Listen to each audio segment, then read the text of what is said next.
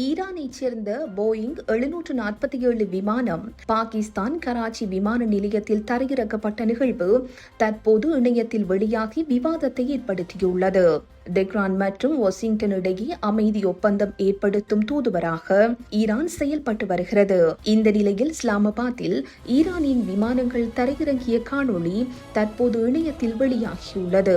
கடந்த ஏப்ரல் மாதம் ஈரானைச் சேர்ந்த RC-130H போர் விமானம் பாகிஸ்தானில் உள்ள நூர்கான் விமான தளத்தில் தரையிறக்கப்பட்ட போது அப்போது எடுக்கப்பட்ட செயற்கைக்கோள் புகைப்படங்கள் வலைதளங்களில் வெளியாகியிருந்தது. இந்நிலையில் பாகிஸ்தானில் தரையிறக்கப்பட்ட ஈரான் போர் விமானம் கடந்த ஒரு மாதமாக அங்கேயே நிறுத்தி வைக்கப்பட்டுள்ளதாக டேமியன் சைமன் என்ற ஆய்வாளர் தெரிவித்துள்ளார். இதையடுத்து பாகிஸ்தானை குறித்து எச்சரிக்கையாக இருக்கும்படி அமெரிக்காவைச் சேர்ந்த பாதுகாப்பு செயலகத்தில் அந்த நாட்டு செனட் அதிகாரி கிரஹாம் தெரிவித்துள்ளார்.